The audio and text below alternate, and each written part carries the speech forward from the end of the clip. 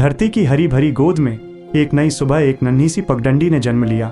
वो नरम गीली मिट्टी से बनी थी, इतनी कोमल जैसे किसी नवजात शिशु की पहली सांस। जब उसने पहली बार अपनी आंखें खोली तो सामने अनंत नीला आसमान फैला था। चारों ओर छोटी छोटी घास उसके गालों को गुदगुदा रही थी। ओस की बूंदें मोतियों की तरह उसकी देह पर चमक रही थीं। पास ही एक विशाल पीपल का पेड़ था, जिसकी शाख पर एक नन्ही चिड़िया चहकते हुए अपना घोंसला बुन रही थी। पगडंडी मुस्कुरा उठी। उसने मन ही मन कहा, वाह, ये दुनिया कितनी सुंदर है। पर तभी उसकी नजर अपने ठीक बगल में खड़े उस विशाल पीपल पर पड़ी। वो ऊंचा था, गंभीर था और थोड़ा अकड़ा हुआ भी। उसने नन्ही पगडंडी की ओर देखा तक नहीं। पगडंडी का मन छोटा हो गया। उसने सोचा, सब मुझे देखकर खुश हैं, ये हवा, ये घास, पर ये पेड़ इतना कठोर क्यों है। खैर, मुझे क्या। ये कहकर उसने भी अभिमान में अपनी नजरें फेर लीं। रात आई। चांद ने उसे अपनी शीतल चांदनी की चादर ओढ़ा दी। तारों ने टिमटिमाते हुए धीमे स्वर में कहा, तुम्हारा जन्म मुबारक हो। हवा ने उसके कानों में फुसफुसाया, तुम बहुत खास हो।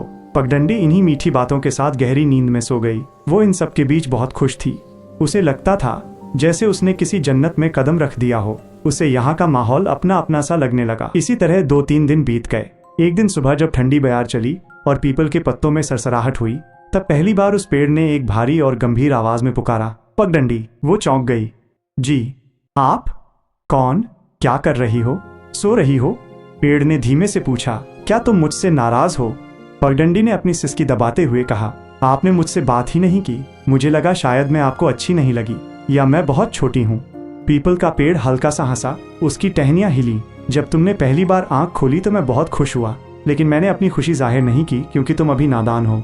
मैं तुम्हें नजरअंदाज नहीं कर रहा था, बल्कि तुम्हें समझ रहा था। तुम अभी नई हो, मासूम हो, पर याद रखना, तुम्हारा जन्म यहाँ केवल चुपचाप पड़े रहने या प्रकृति के इन नज़ारों का आनंद लेने के लिए नहीं हुआ है। मिट्टी का ये शरीर जो तुम्हें मिला है, यह एक तपस्या के लिए है। याद रखना, तुम्हारी जिंदगी दूसरों की खिदमत में है। तुम्हारा जन्म यहाँ यूं ही शांत पड़े रहने के लिए नहीं हुआ है। पगडंडी ने उत्सुकता से पूछा, तो फिर किस लिए हुआ है? पेड़ ने गहराई से कहा, तुम एक रास्ता हो। लोग तुम पर चलेंगे, तुम्हारी छाती पर हजारों कदम पड़ेंगे। कभी तुम्हें दर्द होगा, कभी तुम टूटने जैसा महसूस करोगी, पर याद रखना नन्ही, तुम्हारी असली पहचान दूसरों की खिदमत में है। किसी भटके हुए को उसकी मंजिल तक पहुंचाना ही तुम्हारा धर्म है। उठो पगडंडी, दुनिया तुम्हारी राह देख रही है। याद रखना, तुम्हारी जिंदगी दूसरों की खिदमत में है। पगडंडी के मन के भीतर जैसे एक कंपन दौड़ गया।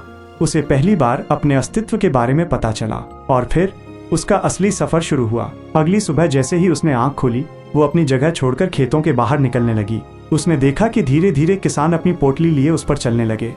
नन्हे बच्चे अपनी किलकारियों के साथ उस पर दौड़ते हुए स्कूल जाने लगे। औरतें लोकगीत गुनगुनाती हुई उस पर से गुजरने लगीं। हर कदम उसे दबाता था।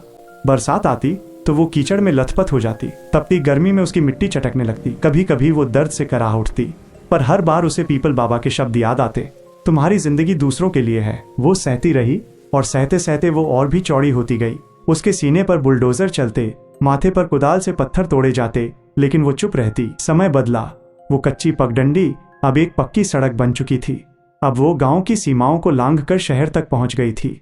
अब उस पर केवल कदम नहीं, बल्कि भारी बसें और तेज रफ्तार गाड़ियां दौड़ती थीं। हजारों लोग अपने सपनों की तलाश में उसके सीने पर पैर रखकर आगे बढ़ जाते। दर्द अब भी होता था, पर अब उस दर्द में एक अजीब सी मिठास और नशा था। कितना अच्छा लगता है जब किसी की राह का पत्थर बनने से बेहतर है किसी की राह बन जाना। एक सुनहरी सुबह उसने देखा कि छोटे छोटे बच्चे अपनी साफ सुथरी यूनिफॉर्म पहने पीठ पर बस्ता टांगे उसी सड़क पर भाग रहे थे। उनकी मासूम हंसी पूरे माहौल में गूंज रही थी। वो विशाल सड़क, जो कभी एक छोटी सी पगडंडी थी, भीतर ही भीतर मुस्कुरा उठी। उसे अपना वो पहला दिन याद आया। वही नीला आसमान, वही चिड़िया और वो अकड़कर खड़ा पीपल का पेड़। और पीपल के पेड़ की कही वो बात जिसने कहा था, तुम्हारी जिंदगी दूसरों की खिदमत में है।